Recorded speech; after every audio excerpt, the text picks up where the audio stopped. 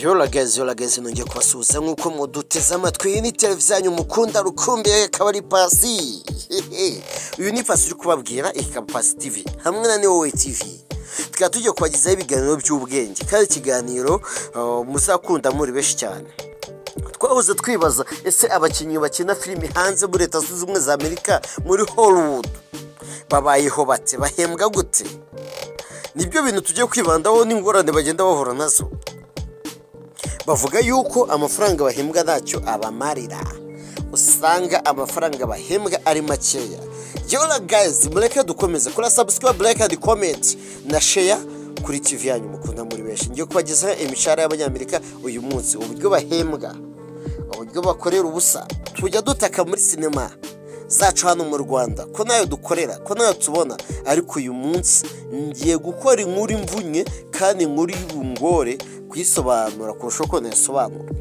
Ariko mugombe umenye uburyo imishahara y'abakina za filimi mugiye mwamenyereye kuri kuntu zihagaze ubu ngubu. Hari igihe ngo hateganwa ahantu abakinnyi bari byo gukinira filime, ugasanga kubera ko bahembwa ubusa aho bagiye gukinira filimi bahasize akabari bagakina bakanywera inzoga. Abo ngabo ni abahe? Abakinnyi bakina filimi muri Leta Zunze Ubumwe za Amerika usanga ngo bahembwa $1. Ngiye kubanyuriramo byihuse cyane. Iki ni ikiganiro documentary kigiye kugaruka ku buzima bw'aba bagabo cyangwa abakobwa n'abahungu bakina muri filimi muri Leta Zunze Ubumwe za Amerika. Impamvu ni uko aba bahembwa $1 mu kugira uruhare runini cyane muri filimi. Biragoye ko umukinnyi uhembwa $27 asaga $31,000 y'amanyarwanda yabasha kwishyura ubukode bw'inzu kandi agatunga n'umuryango. Inkuru yabuze gica. Imyigaragambyo i Hollywood, aho bita muri Amerika, muri Hollywood yatejwe imugarara bitewe no guhembwa abakinnyi imishahara mikeya. Hari abakinnyi bahembwa $1 kuri buri filimi. Abasaga 35,000 bari mu ruganda rwa sinema muri Leta Zunze Ubumwe za Amerika muri Hollywood bamaze amezi 2 binubira umushahara bahembwa utajyanye n'ibiciro biri ku isoko. Hari hashizweho haraciyeho imyaka 60 ababa muri sinema ya Amerika badateza impagarara cyangwa sahanda impagarara kugira ngo bahembwe umushahara. Guhera ku itariki 12 Nyakanga 2023 nibwo abakinnyi cyangwa abakinnyi ba filimi muri Leta Zunze Ubumwe za Amerika bose bafite aho bahuriye na filimi bafashe ibyapa birara imihanda, bahagaritse uruganda rwa sinema muri Amerika babahagaritse amaraso, ku buryo mu ruganda rwa sinema muri Amerika filimi zimwe na zimwe zitabasha gusohokera igihe hari na filimi zitabashijwe kwamamaza ziri gusohoka, kubera ko abantu biraye imihanda kandi bari mu bantu babafashaga mu kuzipromotinga bakazigeza kure. Bikaba byarateye igihombo kidasanzwe. Sinema ya Amerika badateza sahandi. Itariki 12 Nyakanga 2023 nibwo abakinnyi n'abandi bose bafite aho bahuriye na filimi bafashe ibyapa bakajya mu mihanda bahagaritse amaraso ya benshi kugira ngo babashe gutera imbere. Uruganda barusubije inyuma. Impinduka mu iterambere rya sinema ndetse ubuzima bwabo bugahabwa agaciro, kuko ibyo bakoraga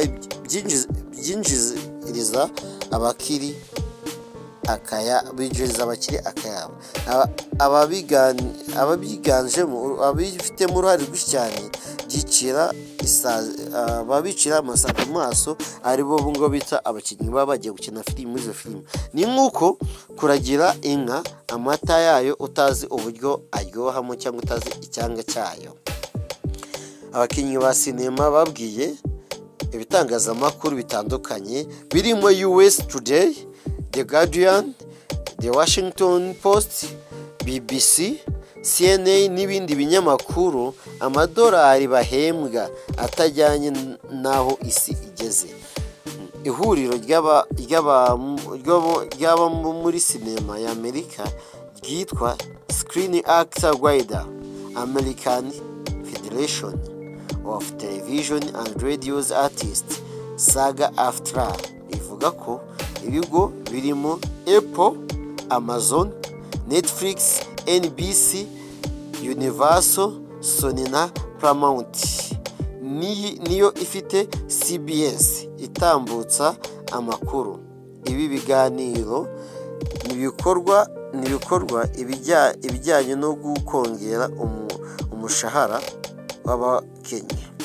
Ibi binyamakuru ntabwo byumva neza ko umushahara w'abakinnyi ba filime wazamuka. Perezida wa SAG-AFTRA witwa Frances yabwiye CBS mu kiganiro kitwa CBS Morning ko bamwe mu bakinnyi bari kwiyiciraguraho cyangwa kwikirigita bagaseka ko batujuje ibisabwa ngo bazamurirwe umushahara. Icyongeyeho kandi ntabwo bagejeje ibisabwa ngo bahabwe ubwishingizi health insurance bungana n'amadolari 26 ku mwaka. Aya abasaga miliyoni 29,900 mu manyarwanda ku mwaka. Uyu muyobozi avuga ko aba bakinnyi bifuza kuzamurirwa imishahara, nyamara ari abanyabiraka benshi muri bo bivuze ko batakabaye basaba ibya mirenge ku mirenge.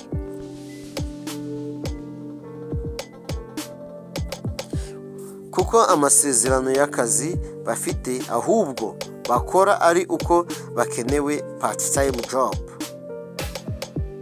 Impagarara ziri guterwa n'abakinnyi zishingiye ko gusaba ko inzu zitunganya filimi zakongererwa imishahara ndetse bagashingiraho bagashyiraho amabwiriza akakaye mu gihe cyo gukoresha ubwenge bukorano artificial intelligence mu gihe bari gukora filimi. Imishahara bifuza abakinnyi ba filimi actors bashaka ko kuyo basabwaga cyangwa yo bahembwaga hiyongeraho 11 muri uyu mwaka, noneho mu myaka 2 iri imbere imishahara yabo ikiyongeraho 8. Ubwo ni ikigereranyo cya 19% agomba kwiyongeraho mu myaka 2 n'igice kuyo bari basanzwe bahembwa. Ntabwo rero bavuga rumwe na ziriya studio cyangwa inzu zitunganya filime, kuko zo zifuza kubongerera 5% muri uyu mwaka na 7 kuri 5 mu myaka 2 iri imbere ku mishahara y'abahembwa.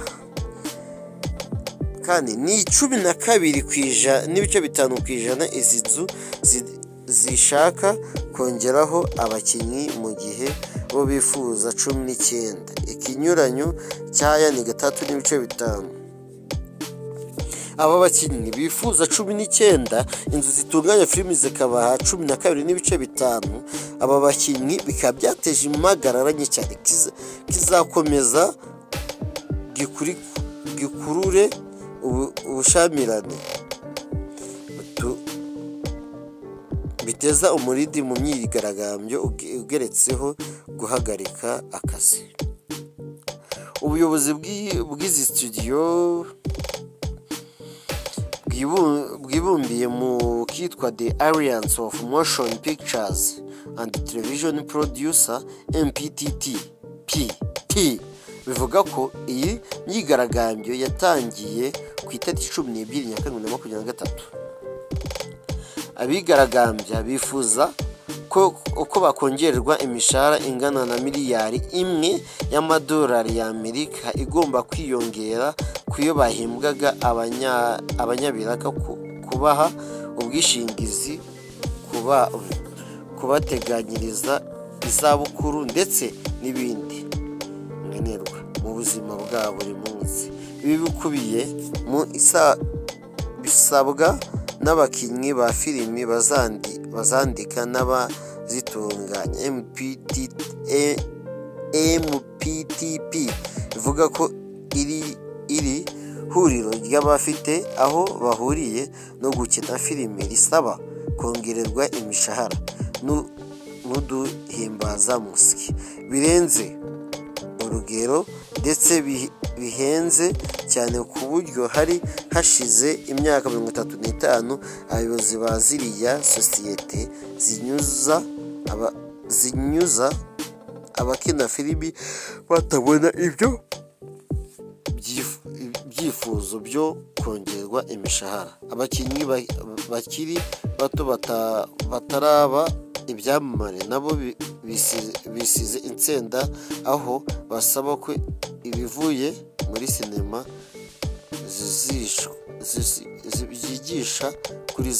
bicishwa kuri za televiziyo. Dukomeze, abana bakinnyi ba filimi nuko zicishwa ku macana agiye atandukanye ku mateleviziyo ari mu gihugu imbere kugira ngo nabo barusheho kumenyekana. Ubu rero zahiye ibihisho kuko ziri gucuruzwa ku mbuga nkoranyambaga ku buryo abakinnyi batamenya ibyo za filimi zagiye zinjiza. Uyobora ihuriro ry'abakinnyi ryitwa Saga After witwa Durance Creation Ireland Cobra Tree Irinda avuga ko biriya bigo binyuza abakina ko bigufasha filimi bikarangira abakinnyi batabasha kwikora ku munwa. Urugero, Brand Evans wakinnye muri filime yitwa ibice 17 ya seri bya filime yitwa Pivoire yarifashe akora amashusho ayanyuza kuri TikTok kwerekana ubusabusa ahembwa kuri buriya buce 17 yagaragayemo mu mvugo yo muri filime byitwa Resistance cyangwa amasezerano. Muri ariya mashusho yerekanye ko afite check resistance check residual check zingana n'amadolari 837 akaba ari hafi ibihumbi 10. Umukinnyi witwa Mark Prokach vuba aherutse kubwira The Wallap ko yagize guhembwa neza muri filimi The Official mu bice 19 byahagaze mu mwaka wa 2013 yakinaga atari umukinnyi mukuru ahubwo afatwa nk'umushyitsi. Avuga ko ayo yahembwaga cyane igihe yakinaga ari umukinnyi mukuru. Ayo yahembwaga kiragiye yarutaga ayo yakina yari umushyitsi yarutaga yahembwa ari umukinnyi mukuru cyangwa umukinnyi principal. Kuvuga ko ahabwa $1 igihe yagaragaye muri icyo kiganiro. Saga y'ihuriro ry'abakinnyi rivuga ko ibyifuzo byabo byose ihuriro ry'abayobozi badakozwa ibyo kongera iyo imishahara y'abakinnyi bamwe na bamwe banyabiraka irasekeje. Abakinnyi bamwe na bamwe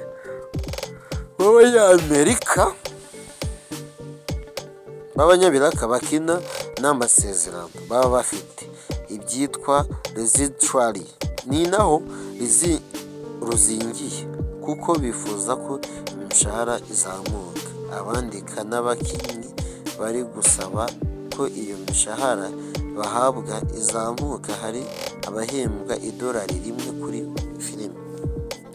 Kuva filime izatangira gucuruzwa kuri murandasi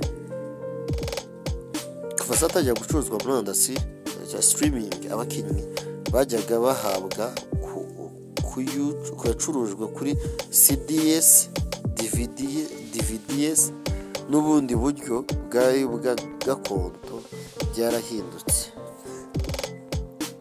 Residual ni amasezerano y'igihe kirekire ahabwa abakinnyi ba filimi n'abakora ibiganiro. Aya masezerano akorwa hagati y'abakinnyi, n'abandika filimi n'abazitunganya ndetse n'urugaga rw'abakinnyi bumvikanye ku bucuruzi bwose bwa filimi bagizemo uruhare. Twibutse gukora subscribe, like and comment. Turacyakomeza kubabwira amakuru y'abasitari agiye atandukanye. Aha ni muri Leta Zunze Ubumwe za Amerika, aho imishahara y'abakinnyi yagiye iba hasi ku rwego rwo hejuru. Turakomeza tubabwire uburyo imishahara y'abano bagabo igenda igwasi cyangwa igenda izamukayo. Iyi mikoranire yatangiye ku bwa mbere mu mwaka w'1960 nibwo habayeho ayo masezerano y'imikoranire. Ubundi abakina n'abandika filimi bahembwaga kuri filimi, ariko umukiriya ayiguze wabaga yayiguze kuri DVD cyangwa Blu-ray disc na VHS tape. Ayo bahembwaga yagiye agabanuka buhoro buhoro kuko ubucuruzi bwa filime bwagiye bujya kuri murandasi. Byarangiye batazi amafaranga yagiye yinjizwa n'izo kampani zabo zitunganya filime. Umukinnyi wa filime witwa Whitney Morgan Cortex yagaragaye muri filime yitwa Criminal Minds kuva itangiye kujya kuri Netflix. Niyongeye kubona ku mushahara, nabwonye guhembwa kuva filime yajya hanze. Byahagarariyeho nubwo ibi biganiro na filime bidakomeza kungukira abakinnyi, abahemba bo bakomeza gusarura za miliyoni, bagakomeza bagakira cyane, cyangwa se za miliyoni mu bihe bitandukanye, kuko filimi zikomeza gukundwa ari nako zigurwa. Abakinnyi kubera kwivumbura basangije ababakurikira ku mbuga nkoranyambaga ubusa bahembwa nka Kimiko Green wakijya muri filimi yitwa Orange is the New Black inyura kuri Netflix. Yatangaje ko uruhare cyangwa umushahara ahembwa muri filime ntacyo umumariye, ahubwo ari ukurira ubusa kugira ngo abe icyamamare gusa. Ari abakinnyi bagera aho hari abakinnyi bamwe namwe bagera aho bakinira filime bagasanga bahasize ububari bakayanywera bakandika mu makayi, barangiza bagataha ntihagire n'atanu bazahembwa. Igihe cyo guhembwa bakayakora mugasanga na n'atanu batahanye ntibazahembwe. Impamvu nuko aba bahabwa $1 mu kugira uruhare, bahabwa $1 muri filime. Rero biragoye ko umukinnyi uhembwa $27 asaga amanyarwanda 31, biragoye ko babasha kwigondera ubwisungane mu kwifuza buri mwaka. Gucuruza filimi n'ibiganiro kuri Netflix byakenesheje abakinnyi benshi cyane bagaragaraga muri sinema Amerika. Mbere y'amamaza y'inkoranyambaga na za website zicuruza filimi, wasangaga abakinnyi batinubira umushahara bahabwa, ahubwo bahabwa umushahara uhagije. Abakinnyi batatangiye kwiheba kuko uburyo basiga bumva kugira uruhare muri filime igaca ibintu nta musaruro tubagezaho, usibye kwamamara ariko mu mufuka ntari iheruhe nta kintu kirimo. uwo bita Chris Browning, umukinnyi wa filimi yitwa Bright hamwe na Will Smith, filimi bakinnyemo yanyuze kuri Netflix, inaba filimi yarebwe cyane. Browning yasobanuye ko ntacyo byamumariye kuko yahembwe amadolari $271,350 by'amanyarwanda, nyamara ayo biza kuba mu bihe bya DVCD yari kuba yarahembwe mu 2025 by'amadolari bingana $1,875,000 bingana $875,000. Birumvikana rero ko ikoranabuhanga ryatumbagije abakire bikarangira abakinnyi ba filimi biciraguraho. David Denman yagaragaye mu bice 31 arizo episode 31 za filimi yitwa The Official yaciye kuri NBC, nyamara avuga ko wareba filimi inshuro imwe cyangwa inshuro 100 ntacyo bimarira abakina filimi, ahubwo binjiriza abaherwe baba baraguze izo filimi. Akomeza avuga ko nubwo filimi yaba iya mbere kuri Netflix ntacyo rwose bimarira abakinnyi.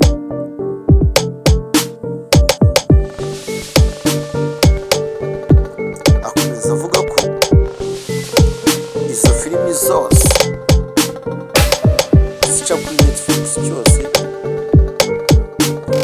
twaguye muri sinema kurwanira udusigazwa tw'utuvukira twaguye munsi yawe, ese amaherezo azaba yahe? Yego, nibo buryo bari kwigaragambya, ariko se bizarangira gute? Amasezerano hagati y'abandika filimi n'ihuriro ry'abacuruza filimi yarangiye ko kuri tariki Gicurasi 2023 bagaragaje kunganira, ariko iby'ubusa. Nibwo ku itariki 12 ya Kabiri 2023 baganaga imihanda bakigaragambya. Ihuriro ry'abandika n'abakina filimi yifuza ko ihuriro ry'ibigo bigiye byikorera muri Leta Zunze Ubumwe za Amerika, abakina filimi bose bagomba kuba bafite umushahara uhagije, ubwishingizi ndetse n'amafaranga y'izabukuru, ko amafaranga babona ari makeya, kandi ko batajya babasha kumenya umushahara w'amafaranga bajya bacuruza kuri Anderson. Alliance of Motion Pictures and Television Producer rihagarariye abakoresha cyangwa ubucuruzi bwa filimi ryavuze ko ridateze kwemera ibyo SAG-AFTRA, ihuriro ry'abandika abakina filimi, bifuza, kandi ngo barekwanga kwemerera ibiganiro SAG-AFTRA MPTP ko bazamura umushahara, kandi bakemera ko ibiva mu biganiro bitambuzwa kuri za televiziyo na Netflix k'imishahara bizamuka, uko basaranganya inyungu iramutse ivuyemo. Ndetse na filimi zinyuzwa ku mbuga zigiye zitandukanye nka Amazon Flavor, nazo abakina bifuza kuzihemberwa, nubwo hari amananiza, ariko SAG-AFTRA yizeje abakinnyi ba filimi ko ibiganiro bizakomeza kugenda neza, ahubwo nubwo hari amananiza ku mpande zombi. Ubwenge bw'ubukorano bwateje sahinda cyangwa amakimbirane mu bakina filime. Ubwenge bw'ubukorano artificial intelligence ihangayikishije abakinnyi ba filime ku buryo bakeka ko igihe kimwe bazabyuka bagasanga akazi kagiye nka nyomberi. Impamvu ngo hari gutozwa amarobo azajya akina akitwara nk'abantu. Birumvikana ko aka ari akazi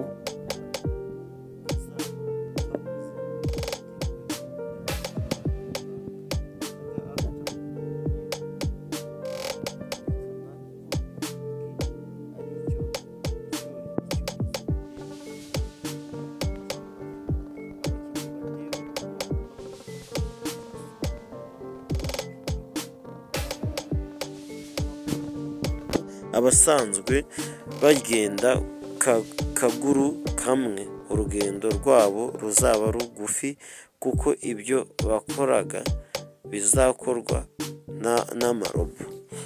Guhembwa bigendera ku mazina. Iyi myigaragambyo ntabwo uzayisangamo.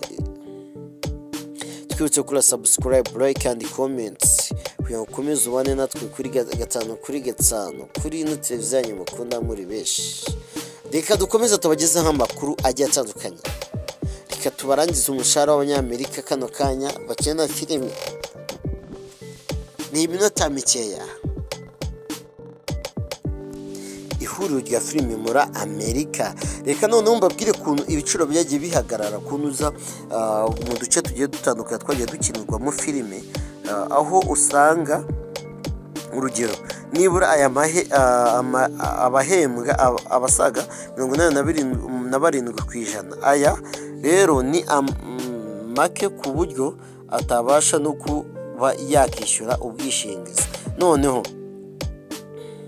umwaka ushize mu mukinnyi yahembwaga amadolari 18 ku isaha. Muri California umukinnyi yashoboraga kuba yahembwa amadolari 27.73 ku isaha iyo ari gukina filime. I New York umukinnyi yahembwaga nibura amadolari 63.39 ku isaha. Aha rero iyi mibare yerekana ko abakinnyi bakora indi mirimo ibafasha gusunika iminsi kuko ayo bahembwa atabarenza umutaro. BLS yerekana ko hari abakinnyi b'amazina manini bahembwa amadolari 109 ku isaha iyo bari gukina filime. Ni 10% ku bakinnyi bose ba filime muri Amerika. SAG-AFTRA yashinzwe mu 1930 yaje kwihuza SAG-AFTRA mu mwaka wa 2012 kugira ngo bashigire hamwe inyungu cyangwa babere ijwi bashingiye ku nyungu z'umukinnyi wa filime. Ndetse abagize ihuriro benshi bakora utuzi twishi tugiye dutandukanye kugira ngo babeho. Ni bake cyane batunzwe na sinema bitewe n'iriya nica nukize bahembwa. Samantha Beo wagaragaye muri filimi bitsa A Black Lady Skitters Show yagize ati turi abakinnyi uzabona muri filimi, mu ndirimbo mu bitaramo tubyinira abahanzi, yego dukina neza. Uzabona twakinye muri filime uyikunde, ariko ntabwo amazina yacu azayamenya kuko tuba hose kubera ubuzima, turi abantu baciriritse. Inyandiko yaririye huriro y'abakina n'abanditsi ba filimi ryagiye hanze yerekana ko 92% ku banyamuryango baryo bashobora kwinjiza miliyoni 80 ku mwaka. Noneho 86% ntabwo bafite ubwisungane mu kwivuza kubera ko binjiza ari munsi ya 26% y'amadolari y'Amerika. Umwaka kandi hakenerwa amadolari 26 ku mwaka, 26 ku mwaka kugira ngo ahembwe ubwishingizi mu kwivuza buri mwaka. Burya ntabwo nubwo abareba filimi bakeka ko zibatunze cyangwa zabakiza, ariko nta mumaro zibafitiye. Umukinnyi wa filime utabasha kwishyurira ubwisungane mu kwivuza yabasha gutunga umuryango. Bimusaba gukora indi mirimo, nyamara abamubona muri filimi baba bazi ko yagezeyo yagafashe afite amafaranga. Ntabwo abakina muri filimi muri Amerika bose ari abakire, barimo abakene nyakujya. Leslie Jones ufite izina mu gukina filimi muri Amerika yifashe amashusho asangiza abamukurikirana ku mbuga nkoranyambaga ze, ashimangira ko hari abakinnyi muri Amerika batabasha kwishyura inzu bacumbikamo kandi ari abakinnyi ba filime. Muri Hollywood hari abakinnyi batabasha gutunga imiryango yabo kubera guhembwa ubusabusa. Ifoto ya Yannick ukorera US Today. Imyigaragambyo yakamejeje banze no gusubira mu kazi, barashaka guhembwa menshi. Yorageze bityo kuri subscribe. Ikiganiro cyacu ni hano igihe tugisubikiye ni